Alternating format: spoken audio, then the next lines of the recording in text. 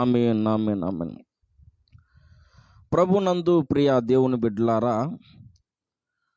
సత్యమును అమ్మివేయక దానిని కొని ఉంచుకొనుము అన్నాడు ఇక్కడ.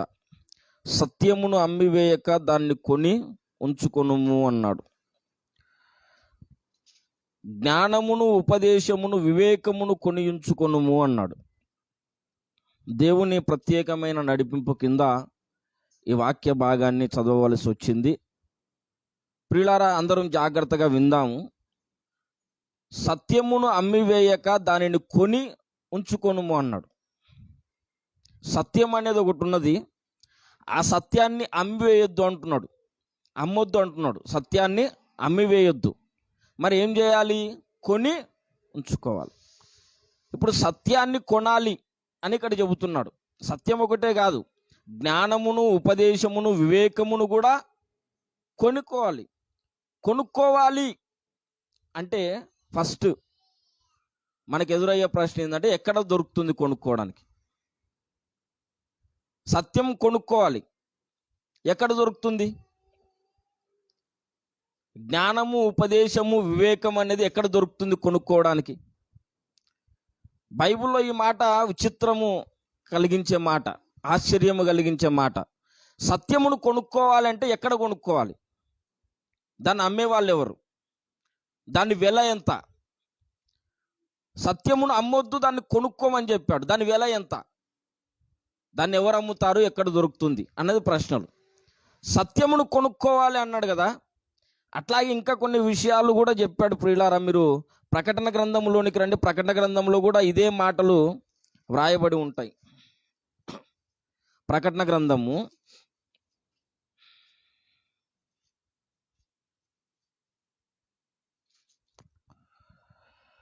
3వ అధ్యాయంలోనికి రండి. ప్రకటన గ్రంథము 3వ అధ్యాయం 18వ వచనాన్ని కూడా చూద్దాం. నీవు ధనవృద్ధి చేసుకున్నట్లు అగ్నిలో పుటము వేయబడిన బంగారమును, నీ దిశమల సిగ్గు కనబడకుండునట్లు ధరించుకొనుటకు తెల్లని వస్త్రములను, నీకు దృష్టి కలుగునట్లు నీ కన్నులకు కాటుకను నా యొద్ద కొనుమని నీకు బుద్ధి చెప్పుచున్నాను. యేసు ప్రభు వారు మాట్లాడుతున్నారు ఇక్కడ. ఏమేమి చెప్పాడు అంటే, అగ్నిలో పుటము వేయబడిన బంగారమును, ధరించుకొనుటకు తెల్లని వస్త్రములను, నీ కన్నులకు కాటుకను. 3 విషయాలు చెప్పాడు.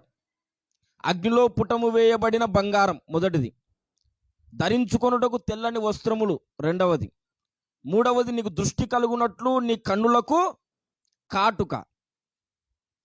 ఇవి 3 కూడా ఏం చేయాలన్నాడు? నా యొద్ద కొనుము అన్నాడు. నా యొద్ద కొనుమని నీకు బుద్ధి చెప్పుచున్నాను అన్నాడు. అంటే యేసు ప్రభు దగ్గర ఇవి దొరుకుతాయి అన్నమాట. యేసు ప్రభు వారే చెప్తున్నారు ఆ మాట. యేసు ప్రభు దగ్గర ఏమేమి దొరుకుతాయి? మొదటిది అగ్నిలో పుటము వేయబడిన బంగారం, రెండవది ధరించుకొనుటకు తెల్లని వస్త్రములు, మూడవది నీకు దృష్టి కలుగునట్లు నీ కన్నులకు కాటు. ఈ 3 కొనాలి అని చెబుతున్నాడు. అక్కడ సామెతలు 23:23లోనేమో సత్యమును కొను అన్నాడు. సత్యము కొనుక్కోవాలి, ఇవి కూడా కొనుక్కోవాలి. అసలు కొనుక్కోవాలి అంటే దాని వెల ఎంత? యేసు ప్రభు దగ్గర, దేవుని దగ్గర దొరుకుతాయని ఇక్కడ మనకు అర్థమవుతుంది. దేవుని దగ్గర కొనుక్కోవాలంటే దాని వెల ఎంత? ఎలా కొనుక్కోవాలి? ఎప్పుడైనా ఈ మాటలు ఆలోచన చేశారా? కొనుక్కోవడం అనేది ఏంటి? దేవుని దగ్గర ఏమిస్తే దేవుడు మనకు సత్యాన్ని ఇస్తాడు? ఏమిస్తే మనకు తెల్లని వస్త్రములు ఇస్తాడు? సత్యమును కొనుక్కోమన్నాడు, కనులకు కాటుక కొనుక్కోమన్నాడు, ధరించుకోవడానికి తెల్లని వస్త్రాలు కొనుక్కోమన్నాడు, పుటము వేయబడిన బంగారాన్ని కొనుక్కోమన్నాడు. అసలు ఈ కొనుక్కోవడము అనే ప్రక్రియ దేవుని దగ్గర ఎలా కుదురుతుంది అన్నది ఈరోజు ప్రశ్న. దేవుని దగ్గర మనం ఎలా కొనుక్కుంటాం? దేవుడు ఎంతకు అమ్ముతాడు? ప్రియులారా, కొనుక్కోవడము అంటే అర్థం ఏంటంటే, నేను బాగా చెప్తున్నా వినండి. కొనుక్కోవడము అంటే, ఇప్పుడు ఏదైనా ఒక వస్తువు కొనాలంటే కరెన్సీ ఇస్తే, నోట్లు డబ్బులు ఇస్తే అవి మనకు ఇవ్వడం జరుగుతుంది. ఈ కరెన్సీయే లేకముందు ఏముండింది? కరెన్సీ లేకముందు ఏముంది? వస్తు మార్పిడి పద్ధతి ఉండింది. అంటే ఒక వస్తువు నాకు కావాలంటే నేను ఇంకొక వస్తువును ఇవ్వాలి. ఒక వస్తువుని నేను కొనుక్కోవాలంటే ఇంకొక వస్తువుని నేను కోల్పోవాలి. సత్యమును అమ్మివేయక దానిని కొని ఉంచుకొనుము అంటే అర్థం ఏంటంటే, సత్యమును మనం కొనుక్కోవాలంటే మన నుండి కూడా ఏదో ఒకటి కోల్పోవాల్సిన పరిస్థితి వస్తుంది. సత్యమును కొనుక్కోవాలి అని చెప్పాడు దేవుడు. సత్యమును కొనుక్కోవాలన్నాడు, కనులకు కాటుక కొనుక్కోమన్నాడు, ధరించుకోవడానికి తెల్లని వస్త్రాలు కొనుక్కోమన్నాడు, జ్ఞానమును వివేచనను కొనుక్కోమన్నాడు. అవన్నీ దొరకాలి అంటే మనము ఏదో ఒకటి త్యాగము చేయడానికి సిద్ధంగా ఉండాలి. నేను చెబుతున్నాను ప్రియులారా, ఒక మాట జ్ఞాపకం పెట్టుకోండి. ఆత్మీయ జీవితంలో ఉన్నతమైన ఆశీర్వాదాలు, శాశ్వతమైన మేలును కలిగించే ఆశీర్వాదాలు ఏవి కూడా ఊరికే రావు మనకి. ఈ లోకపరమైన మేలులు కలిగించే ఆశీర్వాదాలు ఈజీగా రావచ్చు, కానీ శాశ్వతమైన మేలులు కలిగించే ఆశీర్వాదాలకు నువ్వు కొంత మూల్యము చెల్లించాల్సిన పరిస్థితి వస్తుంది. శాశ్వతమైన మేలు కలిగించే ఆశీర్వాదాలకు వాళ్ళ కొరకు నువ్వు కొంత వెల చెల్లించాల్సి వస్తుంది. సత్యము నీకు దొరకాలంటే నువ్వు కొంత వెల చెల్లించాల్సి వస్తుంది. అట్లాగే ప్రియులారా, సత్యమును కొనుక్కోను అన్నాడు కదా. అంటే సత్యము నీకు దొరకాలంటే నువ్వు కొంత ఏదో కొంత నువ్వు నష్టపోవాలి అని అర్థం. ఈ అమ్మివేయడం కొనుక్కోవడం అనే ప్రక్రియ దగ్గరకు వచ్చేసరికి మీకు ఒక విషయాన్ని జ్ఞాపకం చేస్తాను. మీరు చూడండి ప్రియులారా, హెబ్రీ పత్రికలోనికి రండి. హెబ్రీ పత్రిక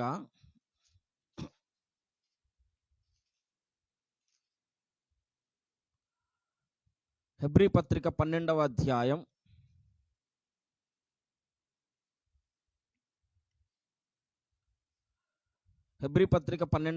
16వ వచనం. ఒక పూట కూటి కొరకు తన జ్యేష్ఠత్వపు హక్కును అమ్మివేసిన ఏశావు వంటి భ్రష్టుడైనను వ్యభిచారి అయినను ఉండునేమో అనియు. ఇక్కడ ఏశావు ఏం చేశాడంటే, ఒక్క పూట కూటి కొరకు జ్యేష్ఠత్వపు హక్కును ఏం చేశాడు? ఆయన అమ్మివేశాడు. ఇప్పుడు ఏశావు ఎవరికి అమ్మేశాడు? యాకోబుకు అమ్మివేశాడు కదా. జ్యేష్ఠత్వపు హక్కును అమ్మివేశాడు. మీకు ఒక విషయము, ఏశావు యాకోబుల జీవిత చరిత్రలో ప్రియులారా, రోమా పత్రికలో ఒక మాట వ్రాయబడి ఉంటుంది. మీరు చూడండి, రోమీలకు రాసిన పత్రిక, రోమా పత్రిక ప్రియులారా 4వ అధ్యాయం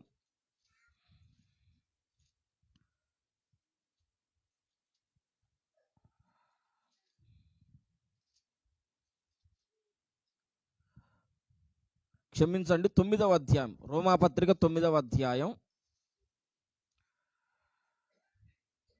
12వ వచనం చదువుదాం.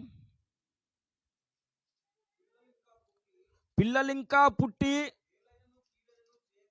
మేలైనను కీడైనను చేయకముందే పెద్దవాడు చిన్నవానికి దాసుడగునని ఆమెతో చెప్పెను. ఇందును గూర్చి నేను యాకోబును ప్రేమించి తిని ఏశావును ద్వేషించి తినని వ్రాయబడి ఉన్నది. కాబట్టి ఏమందుము? దేవుని యందు అన్యాయము కలదా? అట్లనరాదు అన్నాడు కదా. ఇప్పుడు నాకు ఒక విషయం చెప్పండి అందరు కూడా, దేవుని యందు అన్యాయము కలదా అన్నాడు. ఆ ప్రశ్న ఎప్పుడు వస్తుంది? దేవుని యందు అన్యాయము కలదా అన్న ప్రశ్న ఎప్పుడు వస్తుందంటే, దేవుడు అన్యాయం చేశాడేమో అని మనకు అనిపించినప్పుడు. అక్కడ జరిగిన సంఘటన చూస్తే దేవుడు అన్యాయం చేశాడేమో అని అనిపిస్తుంది అన్నమాట. అప్పుడు దేవుని యందు అన్యాయము కలదా అన్నాడు పౌలు. అక్కడ ఏం జరిగింది అంటే, పిల్లలు ఇంకా పుట్టి మేలైనా కీడైనా చేయకముందే దేవుడు యాకోబును ప్రేమించాడు, ఏశావును ద్వేషించాడు. పైకి చూస్తే ఇది అన్యాయంలాగా కనిపిస్తుంది. వాళ్ళు పుట్టి పెరిగి పెద్దగా అయిన తర్వాత వాళ్ళు చేసే పనులను బట్టి మంచి పనులు చేసిన వాడిని ప్రేమించడం, చెడ్డవాడిని ద్వేషించడం జరిగితే అది న్యాయం. అసలు పుట్టలేదు. వాళ్ళు పుట్టక ముందే ఒక వ్యక్తిని దేవుడు ప్రేమించాడు, ఒక వ్యక్తిని దేవుడు ద్వేషించాడు. ఇది ఎట్లా న్యాయం అవుతుంది? పుట్టి పెద్దగా అయిన తర్వాత ద్వేషిస్తే ప్రేమిస్తే అది న్యాయం అవుతుంది, వాళ్ళు చేసే క్రియలను బట్టి, వాళ్ళ స్వభావాన్ని బట్టి. అసలు పుట్టక ముందే ఒక వ్యక్తిని దేవుడు ద్వేషిస్తే ఆ వ్యక్తి ఎట్లా బాగుపడతాడు? పుట్టక ముందే ఒక వ్యక్తిని దేవుడు ప్రేమిస్తే ఆ వ్యక్తి చెడిపోవడానికి అవకాశం ఏడుంది? ఈ పరిస్థితిని చూస్తే అక్కడ ఏమనిపిస్తుందంటే దేవుడు అన్యాయము చేశాడేమో అని అనిపిస్తుంది. ఏశావు యాకోబుల చరిత్ర మనం గమనిస్తే, యాకోబు అంటే అర్థం ఏంటి చెప్పండి? మోసగాడు. ఆయన బ్రతుకులో చాలా మోసాలు కూడా చేశాడు. యాకోబు వాళ్ళ నాన్నను మోసం చేశాడు, అన్నను మోసం చేశాడు. వాళ్ళ నాన్న ఇస్సాకు కళ్ళు మందగించి వృద్ధప్రాయంలో ఉన్నప్పుడు నా కొరకు మంచి భోజనములు ఏర్పాటు చేసి నేను నిన్ను ఆశీర్వదిస్తాను ఏశావుకు చెప్తే, ఆ మాట తల్లి చాటు నుంచి విని యాకోబుకు చెప్తే యాకోబు ఏశావులాగా వేషం వేసుకొని తండ్రి దగ్గరకు వచ్చాడు. అంటే తండ్రిని మోసం చేశాడు. యాక్చువల్గా ఏశావుకు రావాల్సిన ఆశీర్వాదాలు ఆయన తీసుకున్నాడు, అంటే అన్నను కూడా మోసం చేశాడు. తండ్రిని మోసం చేశాడు, అన్నను మోసం చేశాడు. యాకోబు చరిత్ర చూస్తే ఏమంత పర్ఫెక్ట్గా అనిపించదు, కానీ ఏశావు చరిత్ర చూస్తే ఏ బలహీనతలు లేనట్టుగా అనిపిస్తుంది మనకి. మీరు బాగా తర్వాత యాకోబు చరిత్ర, ఏశావు చరిత్ర పక్కన పెట్టి చూడండి. ఏశావు యాకోబు కంటే మంచివాడిలాగా అనిపిస్తాడు. యాకోబు అంటే మోసగాడు, ఆయన మోసాలు చేశాడు కూడా. కానీ ఏశావు జీవితంలో అటువంటి సంఘటనలు ఒకటి కూడా జరిగినట్టుగా అనిపించదు. అయినా సరే దేవుడు యాకోబును ప్రేమించాడు, ఏశావును ద్వేషించాడు. ఎట్లా న్యాయం అవుతుంది అనే ప్రశ్న. ఇప్పుడు దేవుడు ఎప్పుడు ప్రేమించాడు చెప్పండి? ఎప్పుడు ద్వేషించాడు ఏశావును? పుట్టకముందే. పుట్టకముందే ఒక వ్యక్తిని ద్వేషించడం ఎట్లా న్యాయం అవుతుంది అనేది మొదటి ప్రశ్న. పుట్టి పెరిగి పెద్దగా అయిన తర్వాత కూడా పైకి చూస్తే ఏశావు చరిత్రనే బాగుంది, యాకోబు చరిత్ర ఏమంత పర్ఫెక్ట్గా లేదు. అయినా సరే యాకోబుని దేవుడు ఆశీర్వదించాడు. ఎందుకు అన్నది ప్రశ్న. ఈ ఏశావు యాకోబుల చరిత్ర మనం గమనిస్తే దేవుని యందు అన్యాయం ఉందేమో అని అనిపించే అవకాశం మనకు కలుగుతుంది. అందుకు దేవుని యందు అన్యాయము కలదా అని అట్లనరాదు అన్నాడు. మరి ఎట్లా అనాలి అనేది నా ప్రశ్న. దేవుని యందు అన్యాయము కలదా అంటే ఇప్పుడు అన్యాయం చేసినట్టే కదా. పుట్టి పెరిగి పెద్ద అయిన తర్వాత ఆడు చేసే పనులను బట్టి ద్వేషిస్తే అదొక న్యాయం. అసలు వాడు పుట్టనే లేదు, పసికందు తల్లి గర్భంలో ఉన్న అప్పుడే వాడి మీద దేవుడు ద్వేషం పెంచుకుంటే వాడికి మంచి స్వభావం ఎట్లా వస్తుంది? ఈ ప్రశ్నకు బైబిల్లో పౌలు కూడా ఆన్సర్ చెప్పలే. దేవుని యందు అన్యాయము కలదా అట్లన రాదని వదిలేశాడు. దేవుడు ఆయనకి చెప్పిండొచ్చేమో కానీ పౌలు అయితే అక్కడ చెప్పలేదు. అట్లన రాదు అంటే ఇంకెట్లా అనాలి? ఎట్లా అనాలి? ప్రియులారా, పైకి చూస్తే ఏశావే మంచివాడిలాగా కనిపిస్తాడు, యాకోబు మోసగాడిలాగానే ప్రవర్తించాడు. కాబట్టే ఏశావును దేవుడు ద్వేషించాడంటే మనకు అంత అంగీకరించబుద్ధి కాదు. ఏశావు చాలా పర్ఫెక్ట్గా బతికాడు కదా. మోసం చేసింది యాకోబా ఏశావా? యాకోబు మోసం చేశాడు. మరి యాకోబును దేవుడు ప్రేమించడం ఏంది? మోసపోయింది ఎవరు? ఏశావు. మరి ఏశావును ద్వేషించడం ఏంది? మోసపోయిన వాళ్ళ మీద జాలి చూపించాలి, ప్రేమించాలి. మోసం చేసిన వాడిని మనం ద్వేషించాలి యాక్చువల్గా. కానీ దేవుడు రివర్స్. మోసం చేసిన వాడిని ప్రేమించాడు, మోసపోయిన వాడినేమో ద్వేషించాడు. ఇది ఎట్లా న్యాయము అన్నది ప్రశ్న. మీకు అర్థమైంది కదా సబ్జెక్టు? అర్థమైంది కదా? యాకోబు ఏశావుల చరిత్ర పక్కన పెడితే ఏశావు మంచి వ్యక్తిలాగా కనిపిస్తాడు, యాకోబేమో మోసగాడిలాగా కనిపిస్తాడు. దేవుడేమో ఏశావుని ద్వేషించాడు, యాకోబునే ప్రేమించాడు. ఇది ఎట్లా న్యాయము అంటే చెబుతున్న బాగా వినండి. చాలా బలహీనతలు ఉన్నాయి యాకోబులో, కానీ యాకోబులో దేవునికి నచ్చిన ఒక లక్షణం ఏంటంటే, యాకోబు జ్యేష్ఠత్వాన్ని కోరుకున్నాడు, ఏశావు జ్యేష్ఠత్వాన్ని తృణీకరించాడు. యాకోబు జ్యేష్ఠత్వాన్ని కోరుకున్నాడు కాబట్టి ఎన్ని బలహీనతలున్నా దేవుడు క్షమించి ప్రేమించాడు. ఏశావు జ్యేష్ఠత్వాన్ని తృణీకరించాడు కాబట్టి ఎంత పర్ఫెక్ట్గా బ్రతికినా ఆయన్ను ద్వేషించి తృణీకరించాడు. మనల్ని దేవుడు అంగీకరించాలి అంటే, మనల్ని దేవుడు ప్రేమించాలి అంటే, దేవుని ప్రేమ మన మీదకి ఉండాలంటే మనం ఏం చేయాలి తెలుసా? జ్యేష్ఠత్వాన్ని కోరుకోవాలి, జ్యేష్ఠత్వాన్ని కోరుకోవాలి. ఇప్పుడు నాకు చెప్పండి, అసలు ప్రశ్న ఏంటంటే, యాకోబును దేవుడు ప్రేమించడానికి కారణం ఏంటి? జ్యేష్ఠత్వాన్ని కోరుకున్నాడు. ఏశావును ద్వేషించడానికి కారణం ఏంటి? ఎందుకు తృణీకరించాడు ఏశావు జ్యేష్ఠత్వాన్ని అంటే, ఒకరోజు బాగా ఆకలేసింది అయ్యగారికి. బాగా ఆకలేసి అడుగు నుంచి వచ్చాడు. ఇంటికి వచ్చేలోపు అన్న తమ్ముడు కూర వండుతున్నాడు మంచిగా. మీకు ఒక విషయం తెలుసా? యాకోబు ఏశావు తల్లి గర్భంలో ఉన్నప్పుడే గొడవ పడ్డారు కదా. తీయండి, అది ఎక్కడుంది? ఆదికాండం, ఆదికాండము 25వ అధ్యాయం. ఆదికాండం 25వ అధ్యాయము 22వ వచనం. ఆమె గర్భములో శిశువులు, ఎవరి గర్భంలో? రిబ్కా గర్భంలో. ఆమె గర్భంలో శిశువులు ఒకనితోనొకడు పెనుగులాడిరి కనుక, ఆమె ఇలాగైతే నన్ను బ్రతుకుట ఎందుకని అనుకొని ఈ విషయమై యెహోవాను అడగవలనని వెళ్ళాను. ఆమె గర్భములో శిశువులు ఒకరితో ఒకడు పెనుగులాడుకున్నారు. ఇప్పుడు గర్భములో ఉన్నప్పుడే వాళ్ళు కొట్లాడుకోవాల్సిన అవసరం వచ్చింది. అప్పటి నుంచే నేను ముందు బయటికి రావాలని వాళ్ళకు వార జరిగింది. యాకోబు దృష్టి నేను జ్యేష్ఠుని కావాలని అప్పటి నుంచే ఉంది. అందుకే లోపలనే వారు జరిగింది. వాళ్ళకి తెలిసి జరిగిందో తెలియక జరిగిందో కానీ మొత్తానికి లోపలైతే గొడవ జరిగింది. ఎందుకు జరిగిందంటే, నేను చెప్పే అభిప్రాయం ఏంటంటే, యాకోబు నేనే ముందు బయటికి రావాలని అనుకుంటాడు. ఇద్దరు కవల పిల్లలు కదా తల్లి గర్భంలో నుంచి. అందుకు వాళ్ళు పెనుగులాడ్డారు. మొత్తానికి ఏశావే ఫస్ట్ బయటకు వచ్చాడు. ఏశావు బయటకు వచ్చాడు కానీ యాకోబులో ఆశ చచ్చిపోలేదు. యాకోబులో ఆశ చావలేదు. ఎప్పుడైనా టైం దొరక్కపోతుందా, జ్యేష్ఠత్వాన్ని మళ్ళీ నేను సంపాదించుకోకపోతానా అని యాకోబు కనిపెట్టుకొని ఉన్నాడు. మీకు ఒక మాట చెప్పనా? అబ్రహాముతో దేవుడు ఒక వాగ్దానం చేశాడు. నీ యందు భూమి మీద ఉన్న సమస్త వంశములను ఆశీర్వదిస్తాను అని చెప్పాడు కదా.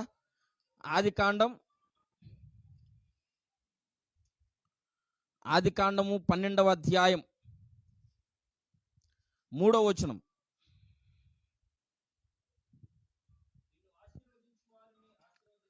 నిన్ను ఆశీర్వదించు వారిని ఆశీర్వదించదను, నిన్ను దూషించు వారిని శపించదను. భూమి యొక్క సమస్త వంశములు నీ యందు ఆశీర్వదించబడునని అబ్రహాముతో అనగా, అబ్రహాముతో దేవుడు ఏం చెప్పాడు? భూమి యొక్క సమస్త జనులు నీ యందు ఆశీర్వదించబడును అన్నాడు కదా. ఆ మాటకు అర్థం ఏంటంటే, నీ గర్భములో నుండి భూమి యొక్క సమస్త జనములు ఆశీర్వదించబడడానికి కారణమైన ఒక వ్యక్తి పుడతాడు. ఆ వ్యక్తి ఎవరు అంటే, అపోస్తుల కార్యముల్లోనికి రండి ఒకసారి. అపోస్తుల కార్యములు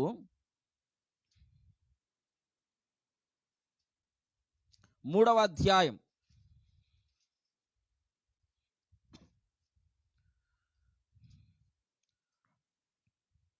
25వ వచనం. అపోస్తుల కార్యములు 3:25. ఆ ప్రవక్తలకును దేవుడు అబ్రహాముతో నీ సంతానమందు భూలోక వంశములన్నీ ఆశీర్వదించబడునని చెప్పి, మీరు వారసులై ఉన్నారు. ఆ దేవుడు తన సేవకుని పుట్టించి అన్నాడు కదా. ఇక్కడ దేవుడు తన సేవకుని పుట్టించి అంటే ఎవరి గురించి మాట్లాడుతున్నాడు? యేసు ప్రభు వారి గురించి మాట్లాడుతున్నాడు. ప్రియులారా, మీరు చూడండి 13వ వచనం చూడండి, 3:13. అబ్రహాము, ఇస్సాకు, యాకోబు అని వారి దేవుడు అనగా మన పితరుల దేవుడు తన సేవకుడైన యేసును మహిమపరచి ఉన్నాడు. అంటే యేసయ్యను దేవుని సేవకుడుగా ఇక్కడ వర్ణిస్తున్నాడు. అంటే దేవుడు తన సేవకుని పుట్టించి, అంటే యేసును పుట్టించి, ఎక్కడ పుట్టించి? అబ్రహాము సంతానంలో నుండి పుట్టించి. అబ్రహాము సంతానంలో నుండి యేసు ప్రభువును పుట్టించడం ద్వారా భూమి యొక్క సమస్త వంశములను అబ్రహాము నందు దేవుడు ఆశీర్వదిస్తానని చెప్పిన మాట నెరవేరిందన్నమాట. అంటే అబ్రహాములో నుంచి వచ్చే సంతానములో నుండి యేసు ప్రభు రావాలి. యేసు ప్రభు ద్వారా భూమి యొక్క సమస్త వంశములు ఆశీర్వదించబడి, ఇది దేవుని సంకల్పం. అందుకే అబ్రహాముకు మొదట ఎవరు పుట్టారు చెప్పండి? అబ్రహాం మొదటి కుమారుడు ఎవరు? ఇష్మాయిల్. తర్వాత ఇస్సాకు కదా. ఇప్పుడు జ్యేష్ఠుడు ఎవరు వాస్తవంగా అయితే? ఇష్మాయిల్. కానీ ఇష్మాయిల్ నుండి యేసు ప్రభు రాలేదు, ఇస్సాకులో ఉండే వచ్చాడు. జ్యేష్ఠత్వము అంటే అర్థం ఏంటంటే, ఎవరి ద్వారా యేసు ప్రభు భూలోకానికి రావడానికి అవకాశం ఏర్పడిందో ఆ వ్యక్తికి జ్యేష్ఠత్వము దక్కినట్టు లెక్క. ఇప్పుడు యాక్చువల్గా జ్యేష్ఠుడు ఇస్మాయిల్, కానీ ఇస్సాకు ద్వారా యేసయ్య భూమి మీదకి వచ్చాడు. అంటే ఇస్మాయిలు పోగొట్టుకున్నాడు. అట్లాగే ఇస్సాకు కూడా, ఇస్సాకు ఎంతమంది కుమారులు? మళ్ళీ ఇద్దరు, ఏశావు, యాకోబు. వాళ్ళలో కూడా యాకోబు ద్వారా వచ్చాడు, ఏశావు ద్వారా రాలేదు. వాస్తవానికి ఏశావు ద్వారా రావాలి, ఎందుకంటే ఏశావు మొదట పుట్టినవాడు. అక్కడ ఇస్మాయిల్ ఎగిరిపోయాడు, ఇక్కడేమో ఏశావు ఎగిరిపోయాడు. యాకోబుకి ఎంతమంది కుమారులు? 12 మంది. 12 మందిలో జ్యేష్ఠుడు ఎవరు? రూబేన్. కానీ రూబేన్ ద్వారా రాలేదు యేసు ప్రభు, యూదా గోత్రం నుండి వచ్చాడు. మీరు బాగా గమనించండి, జ్యేష్ఠత్వము అంటే అర్థం ఏంటంటే, అబ్రహాముకు వాగ్దానం చేశాడు కదా దేవుడు, నీ యందు సమస్త వంశములను ఆశీర్వదిస్తానని. ఆ వాగ్దానము దేని గురించి అంటే, యేసు ప్రభు పుడతాడు, యేసు ప్రభు ద్వారా సమస్త వంశములను ఆశీర్వదిస్తానని. అంటే అబ్రహాంలో నుండి యేసు ప్రభు వస్తాడని చెప్పాడు అక్కడ. కానీ అబ్రహాంలో నుండి యేసు ప్రభు వస్తాడన్న మాట, ఆ వరుసలో, ఆ పరంపరలో ఇస్మాయిల్ ఎగిరిపోయాడు, ఏశావు ఎగిరిపోయాడు, రూబేన్ కూడా ఎగిరిపోయాడు. అంటే మొదట జ్యేష్ఠులుగా ఉన్న వాళ్ళు ఎగిరిపోయారు, వేరే వాళ్ళకు వచ్చింది అవకాశం. జ్యేష్ఠత్వము అంటే అర్థం ఏంటంటే, జ్యేష్ఠుడైన వానిని ఏ వ్యక్తిలో నుండి దేవుడు రప్పిస్తాడో ఆ వ్యక్తికి జ్యేష్ఠత్వం వచ్చినట్టు లెక్క. మీరు చూడండి, రోమాపత్రిక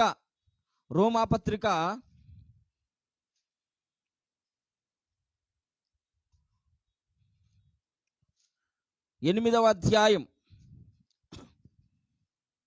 రోమాపత్రిక 8వ అధ్యాయం 29వ వచనం. ఎందుకనగా తన కుమారుడు అనేక సహోదరులలో జ్యేష్ఠుడగునట్లు దేవుడు ఎవరిని ముందు ఎరిగెనో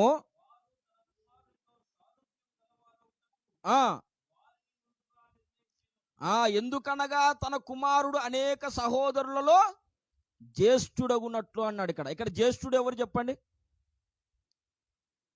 తన కుమారుడు అంటే ఎవరు ఇక్కడ జ్యేష్ఠుడు? యేసుక్రీస్తు. అంటే జ్యేష్ఠుడు అంటే యేసుక్రీస్తు కదా. మీరు హెబ్రీ పత్రికలోనికి రండి ఒకసారి. హెబ్రీ పత్రిక 12వ అధ్యాయం, హెబ్రీ పత్రిక 12వ అధ్యాయం 23వ వచనం.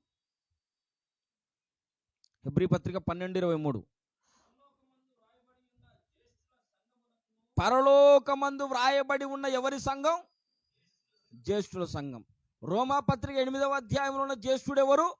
యేసుక్రీస్తు. ఇప్పుడు అబ్రహామునందు సమస్త వంశములు ఆశీర్వదించబడినంటే అబ్రహాముకు జ్యేష్ఠులుగా పుట్టిన వారిలో నుండి యేసు ప్రభు వస్తాడని అర్థం. అయితే ఆ జ్యేష్ఠుల పరంపరలో కొంతమంది ఎగిరిపోయారు. ఒకరికి రావాల్సిన అవకాశం ఇంకొకరికి వచ్చింది. అలాగే ఏశావుకు రావాల్సిన ఆశీర్వాదము యాకోబు దక్కించుకున్నాడు. ఏశావు దాన్ని తృణీకరించాడనమాట. ఎందుకొరకు తృణీకరించాడు తెలుసా? ఒక్క పూట కూటి కొరకు. జ్యేష్ఠత్వమును తృణీకరించుట అంటే యేసును తృణీకరించుట. ఎందుకంటే జ్యేష్ఠుడు యేసయ్య. యేసును హత్తుకున్న వాళ్ళు జ్యేష్ఠత్వము కలిగిన వాళ్ళు. యేసును తృణీకరించిన వాళ్ళు జ్యేష్ఠత్వమును తృణీకరించిన వాళ్ళు. యాక్చువల్గా ఏశావులో ఉండి రావాల్సి వచ్చింది యేసయ్య, రావాల్సి ఉండింది యేసయ్య. కానీ ఏశావు దాన్ని ఏం చేశాడు? తృణీకరించాడన్నమాట. అంటే యేసును తృణీకరించినట్టు లెక్క అన్నమాట.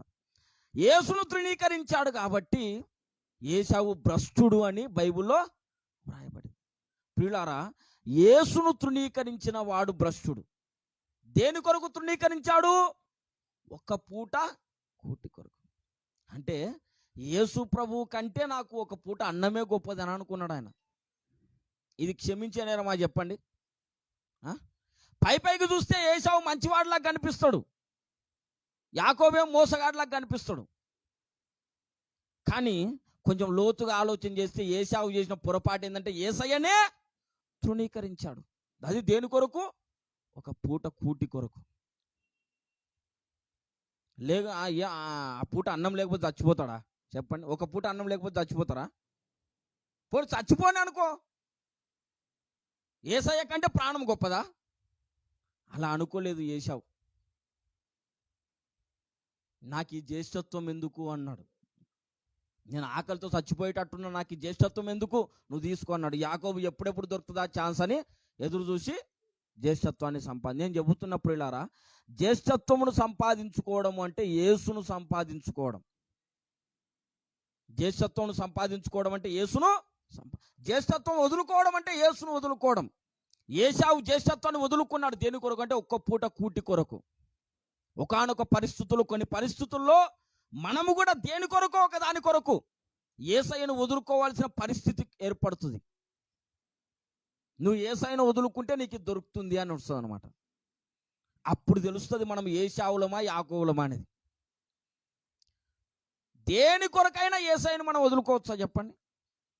యేసయ్య కంటే విలువైంది కానీ, యేసయ్య కంటే ప్రయోజనకరమైంది కానీ మన జీవితంలో ఏదైనా ఉందా? ఏది కూడా యేసయ్య కంటే గొప్ప కాదు. ఏశావు చేసిన పెద్ద పొరపాటు ఏంటంటే ఒక జ్యేష్ఠుని వదిలేసుకున్నాడు అనమాట. నేను చెబుతున్నా, అంత్యకాలంలో పరిస్థితి ఎలా ఉంటుందంటే 666 ముద్ర రాబోతుంది. అప్పుడు ఎట్లా ఉంటుందంటే ఆ 666 ముద్ర వేయించుకున్న వ్యక్తికే బయట ఏదైనా కొనడానికి కానీ అమ్మడానికి కానీ అవకాశం ఉంటుంది. ఆ 666 ముద్ర నీకు వేయాలంటే నీకు ఒక ప్రాసెస్ జరుగుతుంది. ఏం జరుగుతుంది తెలుసా? నువ్వు ఏ దేవుణ్ణి అంగీకరించకూడదు, కొనే అవకాశం ఉంటుంది. కొన్నిసార్లు ఈ లోకంలో కూడా కొంతమంది నువ్వు యేసుప్రభుని నమ్ముకుంటే మా ఇంట్లో ఉండొద్దు అని చెప్తారు. నువ్వు యేసుప్రభుని నమ్ముకుంటే మా ఊర్లో ఉండొద్దు అని చెప్పే వాళ్ళు కూడా ఉన్నారు. అప్పుడు తెలుస్తుంది. కొంతమంది రక్షణ పొందండి, యేసుప్రభుని నమ్ముకోండి బ్రదర్ అంటే మా ఇంట్లో ఒప్పుకోరు బ్రదర్ అంటాడు, మా కులమంలో ఒప్పుకోరు సార్ అంటాడు. రేపు నరకంలో పడుతుంటే కులమోళ్ళు, ఇంట్లో వాళ్ళు, ఊరోళ్ళు అందరూ కలిసినా సరే కాపాడలేరు. అర్థమైందా? యేసు ప్రభు కొరకు ఎవరిని వదులుకున్నా నష్టం లేదు. కానీ దేని కొరకైనా యేసయ్యను వదులుకుంటే అది ఎప్పటికీ పూడ్చలేని నష్టం, శాశ్వతమైన నష్టం. మనం ఈరోజు నేర్చుకోవాల్సిన పాఠం ఏంటంటే యేసయ్యను మనం కలిగి ఉన్నాం అంటే జ్యేష్ఠత్వాన్ని మనం కలిగి ఉన్నాం. ఈ జ్యేష్ఠత్వాన్ని దేని కొరకైనా నువ్వు వదులుకోవాల్సిన పరిస్థితి ఒకనొక టైంలో నీకు వస్తుంది. వచ్చినప్పుడు నువ్వేం చేయాలి? యాకోబులాగా నాకు జ్యేష్ఠత్వమే ముఖ్యం అనుకోవాలి. అప్పుడు నీలో ఎన్ని బలహీనతలు ఉన్నా సరే దేవుడు నిన్ను అంగీకరించి హక్కున చేర్చుకుంటాడు. ఏశావులాగా ఈ లోక అవసరాల కొరకు, కూటి కొరకు జ్యేష్ఠత్వాన్ని, జ్యేష్ఠుడైన యేసును తృణీకరిస్తే మనము శాశ్వత నష్టాన్ని సమకూర్చుకుంటాం. ప్రియులారా, ఏశావు జ్యేష్ఠత్వాన్ని ఏం చేశాడు?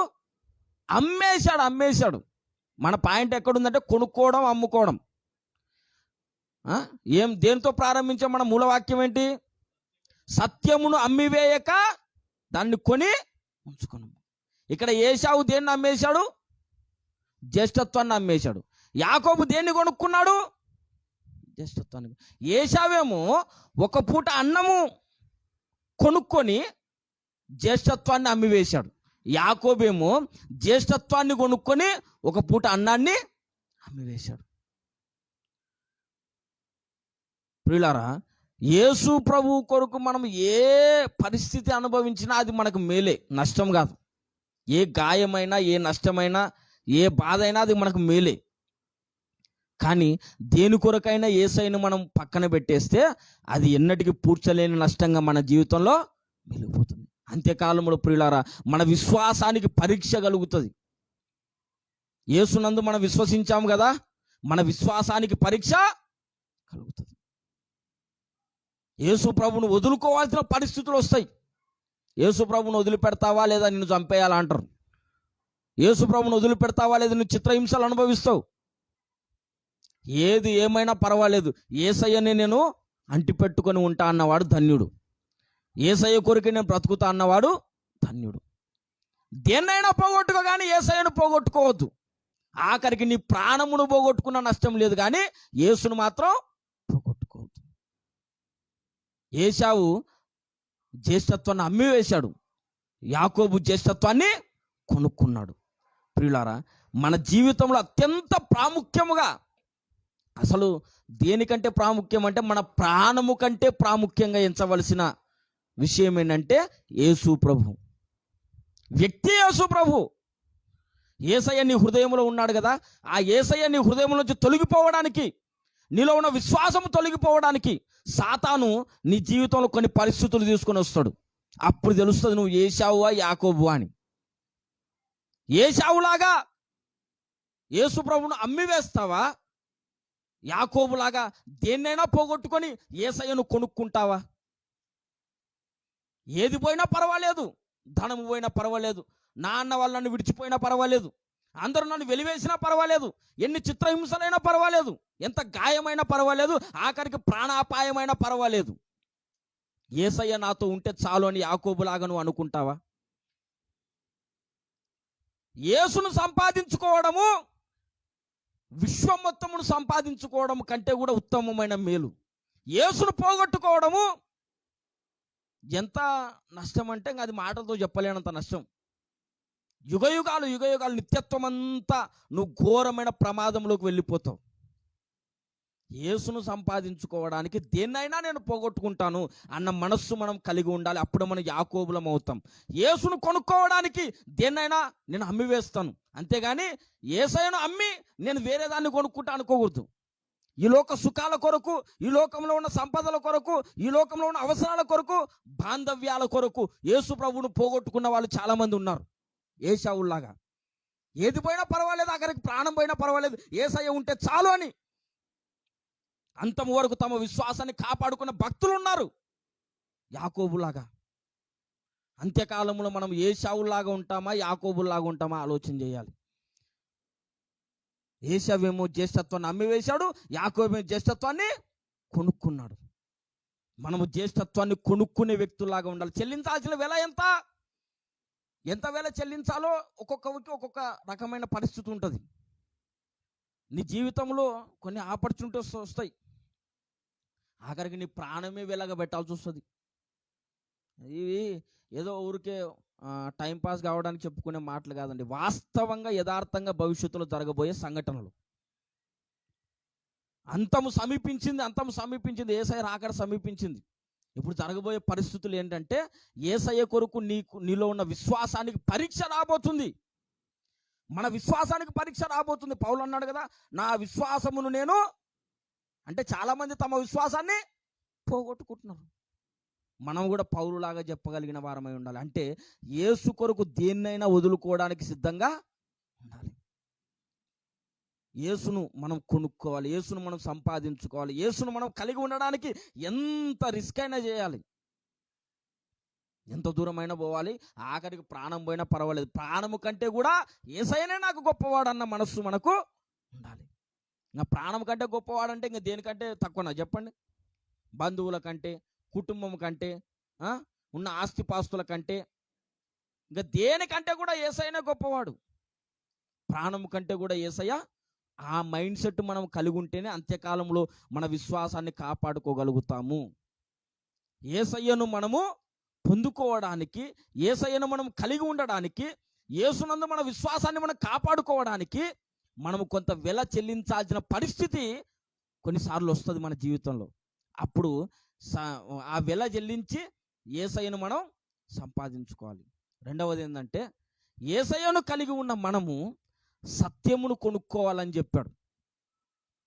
సత్యమును కొనుక్కోవాలని చెప్పాడు.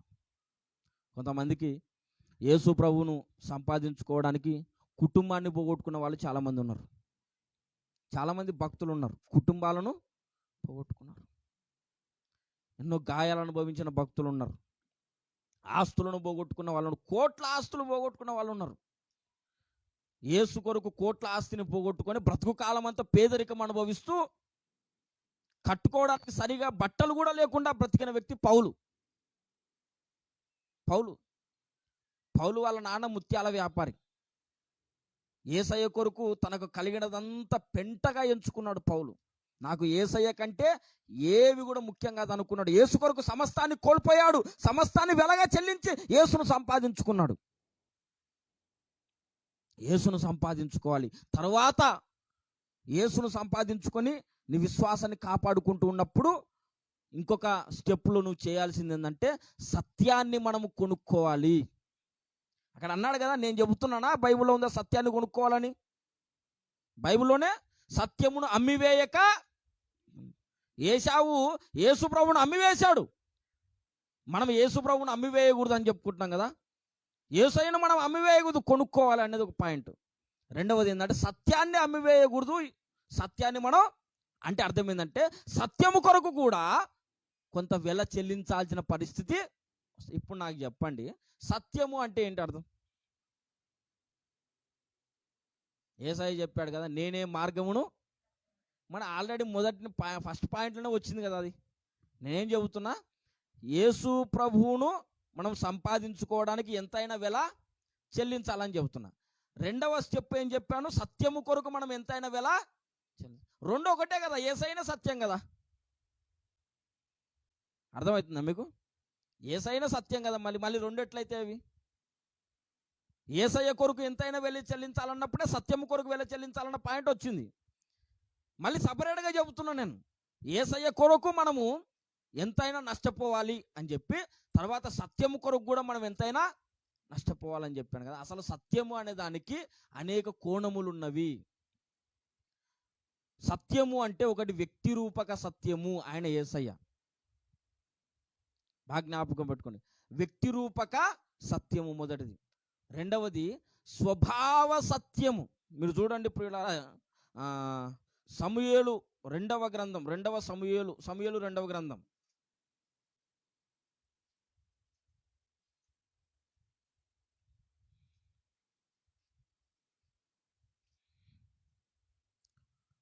సమూయేలు రెండవ గ్రంథము 2వ అధ్యాయం 6వ వచనం.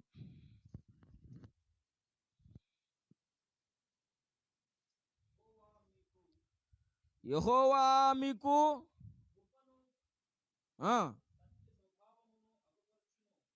సత్య స్వభావమును అగుపరుచును. సత్య స్వభావమును అగుపరుచును అన్నాడు కదా. యెహోవా మీకు ఏం అగుపరచును? సత్య స్వభావమును అగుపరచు. అంటే స్వభావ సత్యం అన్నమాట. యేసయ్య చెప్పాడు, నేనే మార్గమును సత్యమును అన్నాడు.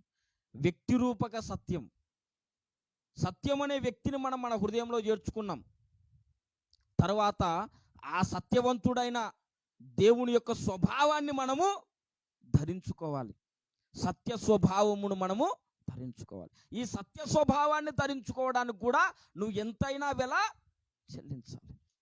వ్యక్తి రూపకమైన సత్యాన్ని నీ హృదయంలో చేర్చుకోవడానికి నువ్వు ఎంతైనా వెల చెల్లించాలి అని చెప్పాను కదా మొదట. అట్లాగే ఆ సత్యము యొక్క వ్యక్తిత్వాన్ని, ఆ సత్యమైన దేవుడి స్వభావాన్ని నువ్వు సంపాదించుకోవడానికి కూడా నువ్వు వెల చెల్లించాలి. యేసయ్యను నమ్మిన మనకు నెక్స్ట్ టార్గెట్ ఏంటంటే, ఎవరినైతే మనం నమ్మామో ఆ యేసులాగా మనం మారడమే మన గురి. దాన్నే సంపూర్ణ సిద్ధి అంటారు.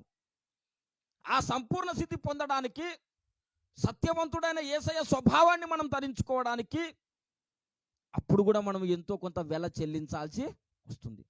ఏది పోయినా పర్వాలేదు, యేసయ్యలాగా నేను మారాలి, అదే నా గురి, దాని కొరకు ఏదైనా నేను నష్టపోతా అన్న మనస్సు మనకు కలిగి ఉండాలి. మొదటిదేమో యేసును కలిగి ఉండడానికి, యేసులో మనకున్న విశ్వాసాన్ని కాపాడుకోవడానికి నేను ఎంతైనా నష్టపోవడానికి సిద్ధం. ఇది మొదటిది. రెండవది, ఆ యేసయ్య స్వభావం నాలోనికి రావడానికి, యేసు వలె నేను మారడానికి, నేను ఎంతైనా కోల్పోవడానికి సిద్ధం అన్న మనస్సు మనకు ఉండాలి. వ్యక్తి రూపక సత్యాన్ని కాపాడుకోవడానికి మనం ఎంతైనా నష్టపోవాలి. సత్య స్వభావాన్ని మనం సంపాదించుకోవడానికి ఎంతైనా నష్టపోవాలి. మూడవది ఏంటంటే ప్రియులారా, వాక్య సారాంశ సత్యం. మీరు చూడండి 119వ కీర్తన, 119వ కీర్తన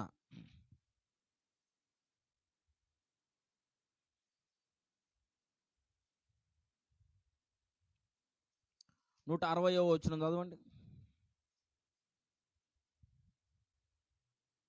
119వ కీర్తన 160వ. నీ వాక్య సారాంశము సత్యము, సత్యము.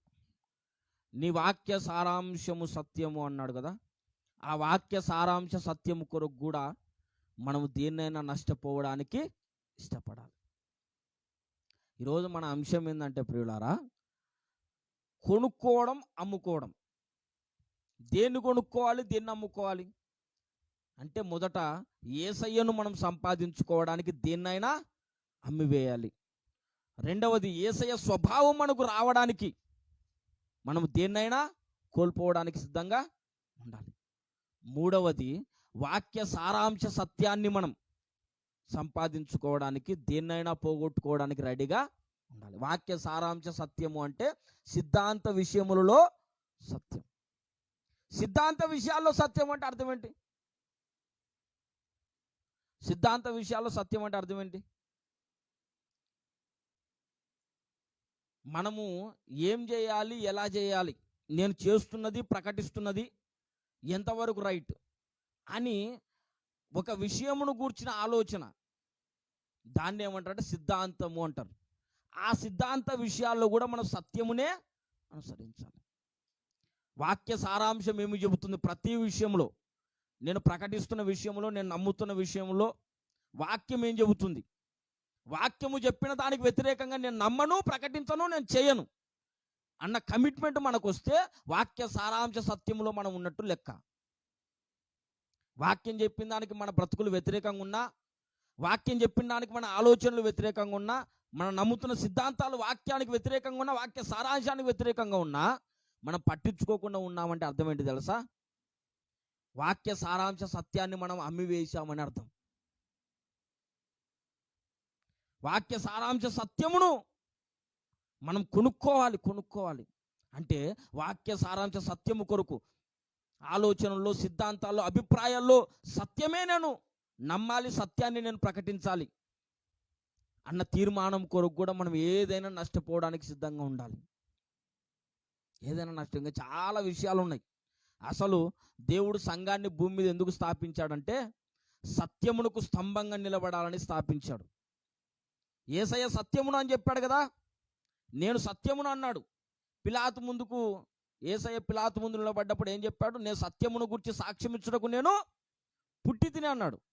నేను సత్యమును అన్నాడు, సత్యమును గురించి సాక్ష్యం ఇచ్చుటకు నేను పుట్టి తిని అన్నాడు కదా. యేసు ప్రభువు వారు యోహాను సువార్త 8వ అధ్యాయంలో అపవాదిని గురించి ఒక మాట చెప్పాడు. మీరు చదవండి అపవాదిని గురించి. యోహాను సువార్త 8వ అధ్యాయం 44వ వచనం.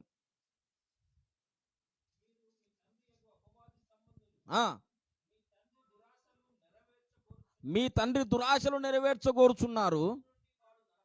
ఆది నుండి వాడు నరహంతకుడై ఉండి సత్యమందు నిలిచిన వాడు కాడు, వాని యందు సత్యమే లేదు.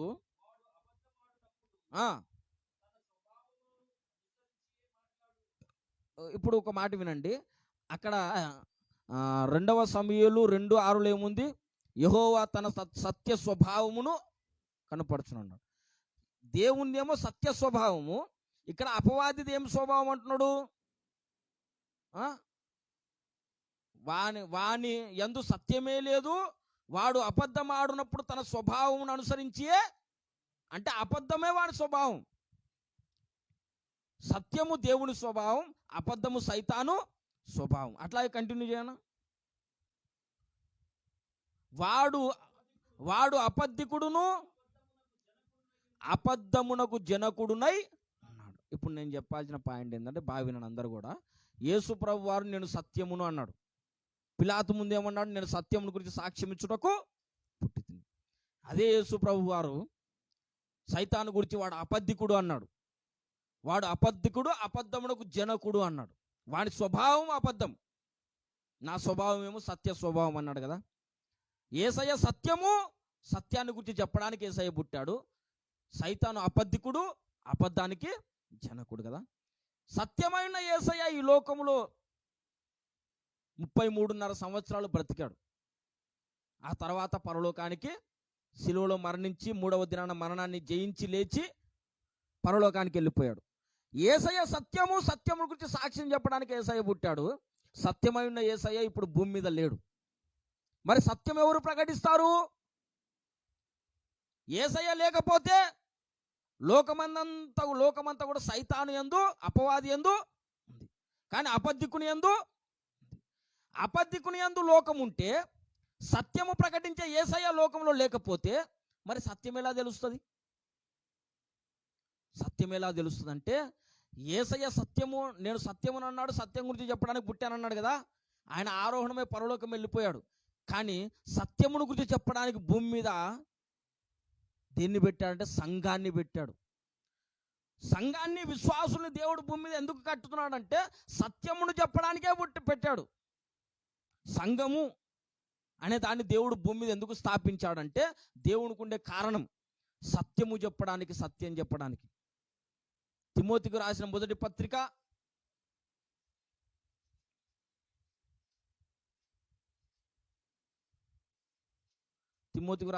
పత్రిక 3వ అధ్యాయం 15వ వచనం.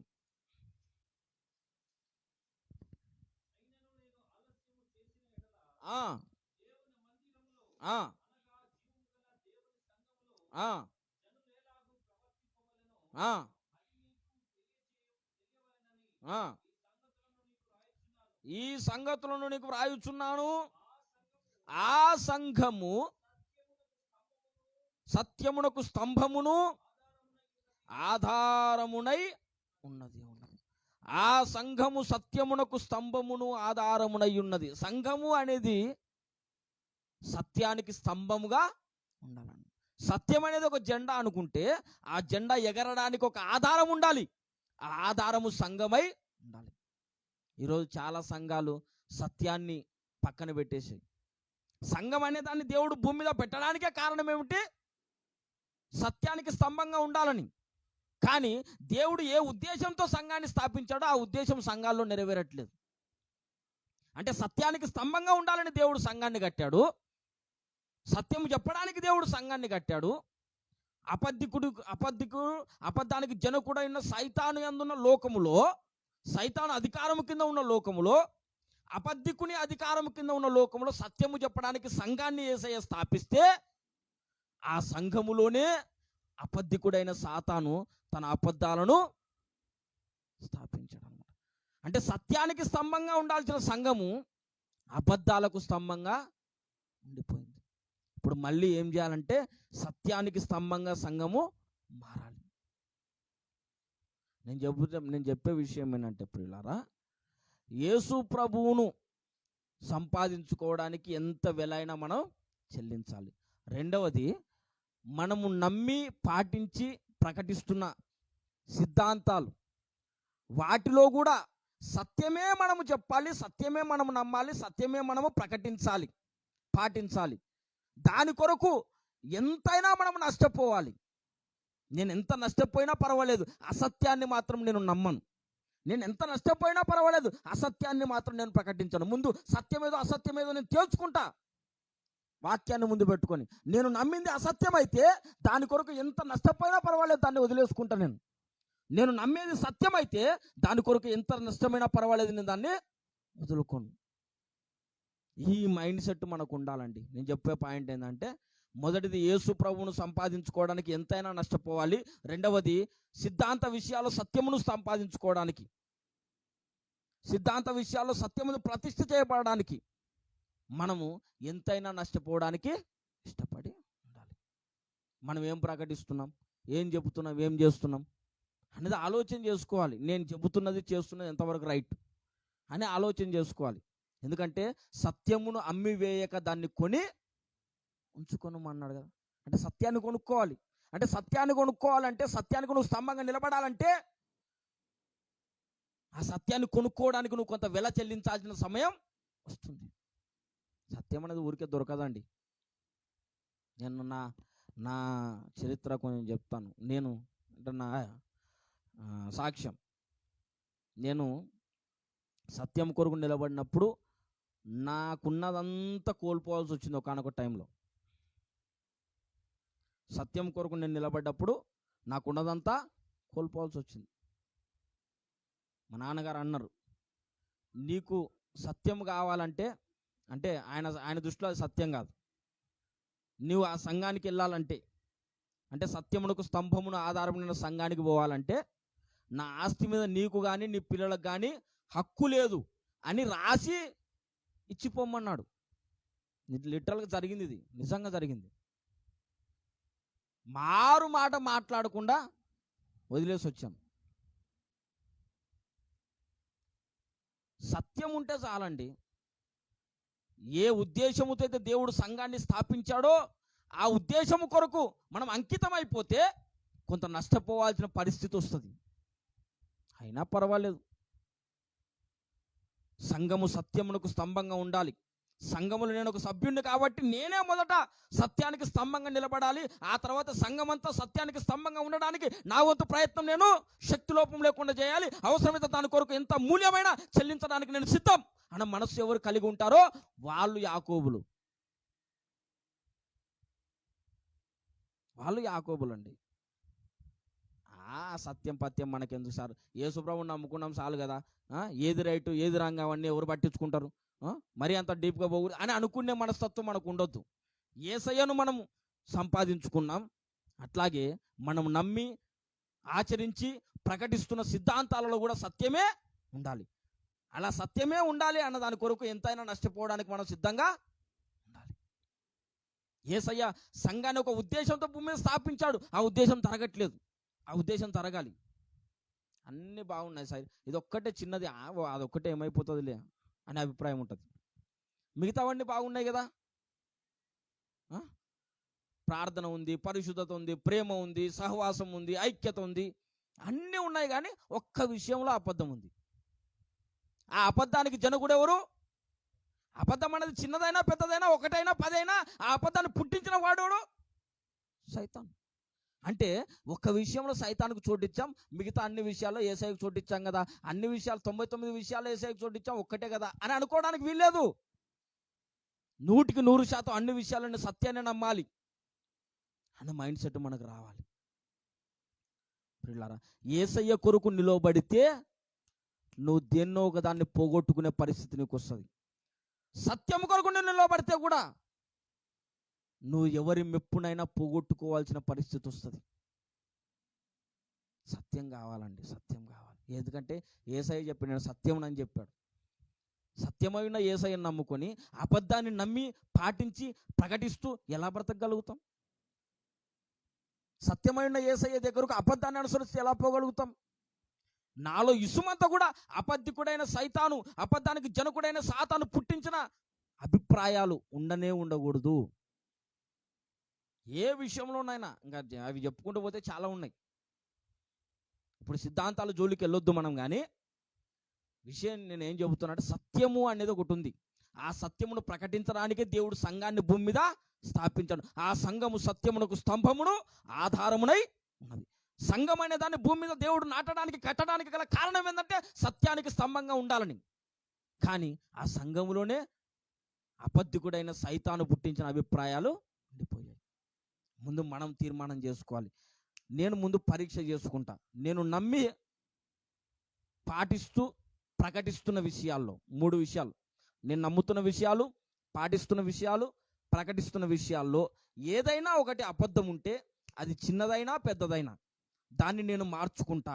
అలా మార్చుకోవాల్సి వచ్చినప్పుడు దేన్నైనా నేను కోల్పోవాల్సిన పరిస్థితి వస్తే ఎంతవరకైనా నేను సిద్ధం. నేను సత్యమే నమ్మాలి, సత్యమే పాటించాలి, సత్యాన్ని నేను ప్రకటించాలి.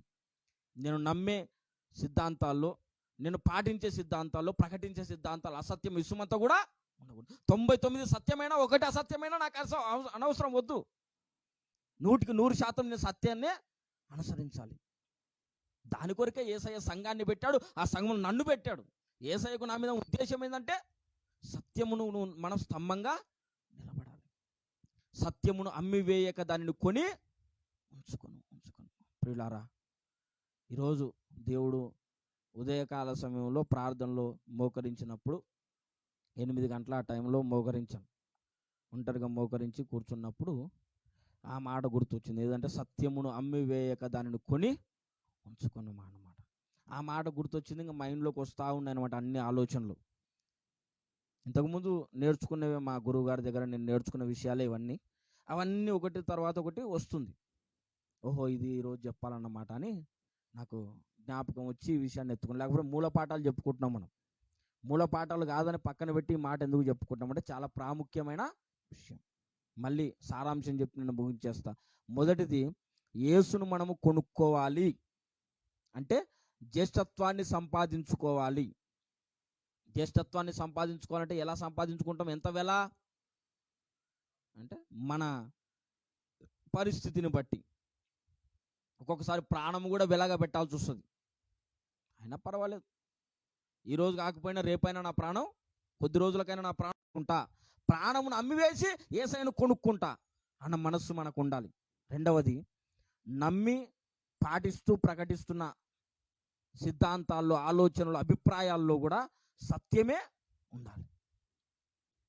సత్యం. ఎందుకంటే దేవుడు సత్యానికి స్తంభంగా ఉండాలని సంఘాన్ని నియమించాడు. ఆ సత్యానికి స్తంభంగా ఉండడానికి అవుతుంది. 120 మందితో ప్రారంభమైంది ఉజ్జీవం.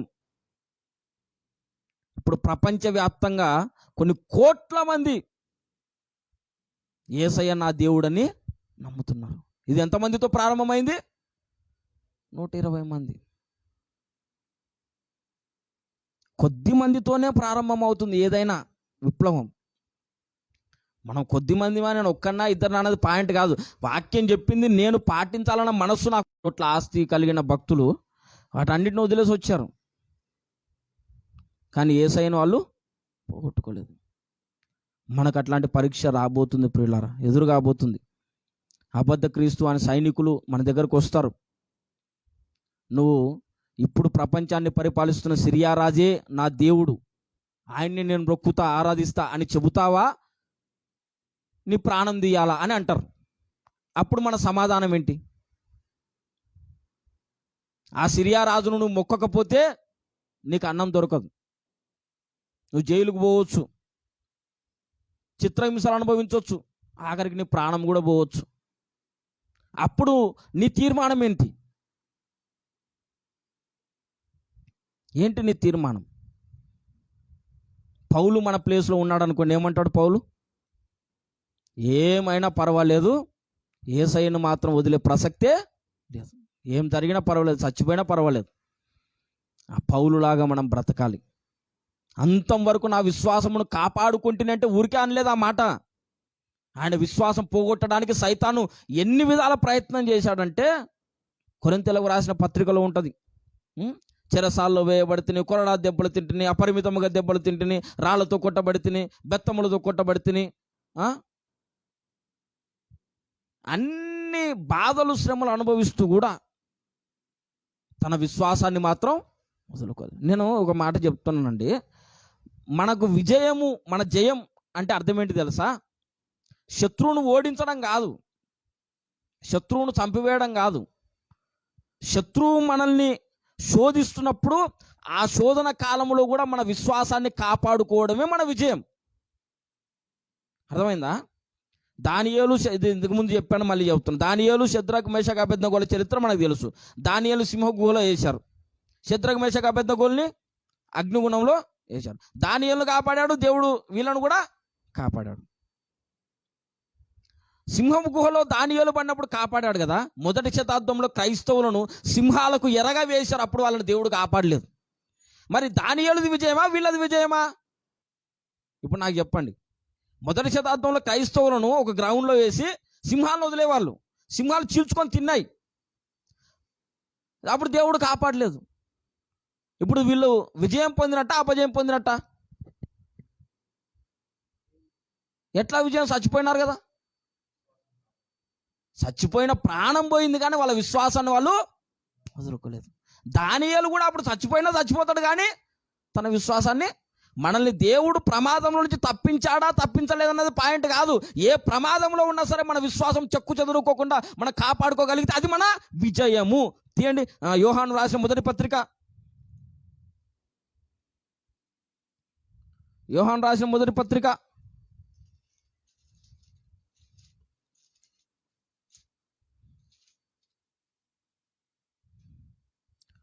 5వ అధ్యాయం 4వ వచనం, 5:4. దేవుని మూలముగా పుట్టిన వారందరూ లోకమును జయించుదురు, లోకమును జయించిన విజయము మన విశ్వాసము. మన విశ్వాసమే మన విజయం. అర్థమైందా? శత్రువును దెబ్బ కొట్టడం కాదు మన విజయం. శత్రువు మనల్ని హింసిస్తున్నప్పుడు కూడా యేసయ్య మీద మనకున్న విశ్వాసాన్ని చెక్కు చెదరకుండా కాపాడుకోగలగడమే మన విశ్వాసం, మన విజయం. అలాంటి విజయాన్ని మనం అంత్యకాలంలో అనుభవించాలి, పొందాలి. ప్రియులారా, మన విశ్వాసానికి పరీక్ష రాబోతుంది. మనం నమ్మిన సత్యము మనం నమ్మడానికి, ప్రకటించడానికి పూనుకున్నప్పుడు దానికి కూడా పరీక్ష రాబోతుంది. ఏం సత్యం రా బాబు, ఈ సత్యం అన్నప్పటి నుంచి అన్ని బాధలు ఎదురవుతున్నా నాకు అనే పరిస్థితి వస్తుంది. అర్థమైందా? యేసు ప్రభువుని నమ్ముకున్నప్పటి నుంచి నాకు అన్ని కష్టాలే అనే పరిస్థితి వస్తుంది. అప్పుడు మనం నిలబడాలి. సత్యము అన్నప్పటి నుంచే నాకు అన్ని కష్టాలే వస్తున్నాయి, అందరు నన్ను ఇడిచిపెట్టిపోతున్నారు. సత్యం అనకముందు సంఘం చాలా పెద్దది. సత్యం అన్నప్పుడు మొత్తం పోయినారు అందరూ. అప్పుడు తెలుస్తుంది ఎవ్వరు పోయినా పర్వాలేదు, నేను చెబుతున్నది పైన దేవుడు కింద బైబిల్ ఒప్పుకుంటున్నాయా లేదా అన్నదే కావాలి నాకు. వాక్య సారాంశము ఒప్పుకుంటే, దేవుడు ఒప్పుకుంటే చాలు. నా చుట్టూ ఒక్కరు లేకపోయినా పర్వాలేదు అన్న మనస్సాక్షి మనం కలిగి ఉంటేనే మనం దేవుని కొరకు అంత్యకాలంలో మన విశ్వాసాన్ని కాపాడుకోగలుగుతాం. కోల్పోవాల్సి వస్తుంది. ప్రియులారా, నేను ఒకటి చెప్తున్నా, నువ్వు ఈ 2 విషయాల కొరకు, యేసయ్య కొరకు, సత్యము కొరకు అంకితం కాకపోతే సైతాను నిన్ను ఏమి టచ్ చేయడు, నిన్నేమన్నాడు. జ్ఞాపకం పెట్టుకోండి మాట. సైతాన్ నీ జోలికే రాడు అసలు. నువ్వు హ్యాపీగా బ్రతుకుతావు. ఎప్పుడైతే యేసయ్య కొరకు, సత్యము కొరకు, వాక్య సారాంశ సత్యము కొరకు నువ్వు అంకితం అయిపోతావో అప్పుడు సైతాను నీ మీద టార్గెట్ చేస్తాడు అనమాట. వాడు నిన్ను టార్గెట్ చేస్తున్నాడంటే అర్థం ఏంటంటే నువ్వు సత్యం కొరకు నిలబడాలనుకున్నావని అర్థం. చేయట్లేదంటే అర్థం ఏంటి? దేవుడు దీవించాడని కాదు. చేయట్లేదంటే ఎవరైతే నీ ద్వారా సైతానికి ఏం థ్రెడ్ లేదని అర్థం. వానికి థ్రెడ్ లేకుండా మనం ఎందుకు బతకడం? ఒక్క క్షణం కూడా వాడు మనశ్శాంతిగా బతకొద్దు. మనం అన్నంత కక్ష పెంచుకోవాలని మీద ఒక్క క్షణం కూడా వాడు మనశ్శాంతిగా బతకొద్దు. ఎప్పుడు వాడిని కాళ్ళ కింద తొక్కాలన్నంత కోపంతో ఉండాలి వాడి మీద మనం. వాడు పుట్టించిన అబద్ధం ఏది ఉండొద్దు అంటే ఉండొద్దు. ఒక్కొక్క సత్యాన్ని విడమరిచి అబద్ధాన్ని పెకిలించి వేసి సత్యాన్ని నాటడానికి మనం ప్రయత్నిస్తున్నప్పుడు అంతా వాడు తల గొక్కుంటాడు. అరే బాబా ఈయన్ని ఎట్లా వదిలిపెడతారా బాబా అని. అప్పుడు వాడు మనం టార్గెట్ చేయాలి. అప్పుడు మనకు శ్రమలు కలుగుతాయి. అప్పుడే తెలుస్తుంది మనం యాకోబులమా ఏశావులమా అన్నది. ఏమైనా పర్వాలేదండి, యేసయ్య కొరకు నిలబడితే, సత్యం కొరకు నిలబడితే ఏది జరిగినా మనకు మేలే. ఏది జరిగినా మేలే. జరుగుతాయి, ఖచ్చితంగా జరుగుతాయి. లోకమంతా సైతాన్గా అంది, వాడు ఊరుకుంటాడా చెప్పండి? లోకంలో పార్టీలు ఉంటాయి, రాజకీయ పార్టీలు. మనం ఒక పార్టీలో ఉన్నాం, ఇంకొక పార్టీ కొరకు ప్రచారం చేస్తున్నాం అనుకోండి, ఈ పార్టీలో వాళ్ళు ఊరుకుంటారా? మనమేమో పరలోకం కొరకు ప్రచారం చేస్తున్నాం, ఉన్నదేమో భూలోకంలో. సైతాన్ గాని లోకంలో ఉండి యేసయ్య కొరకు మనం ప్రచారం చేస్తున్నాం. వాడు ఊరుకుంటాడా చెప్పండి? వాడు ఊరుకున్నాడంటే అర్థం ఏంటి? వాడి కొరకే మనం బతుకుతున్నాం. వాని కొరకు ఒక బతుక కాకుండా యేసయ్య కొరకు బ్రతికితే వాడు ఊరుకోడు. కాబట్టి యేసయ్య కొరకు బ్రతుకుదామండి, ఏమైనా పర్వాలేదు. సత్యం కొరకు బ్రతుకుదాం, ఏమైనా పర్వాలేదు. దేవుడు మన కట్టి కృప దయచేసి ఆ సత్యం కొరకు, యేసయ్య కొరకు అంత్యకాలంలో మన విశ్వాసాన్ని కాపాడుకునే ధన్యత దేవుడు మనకు దయచేయును గాక.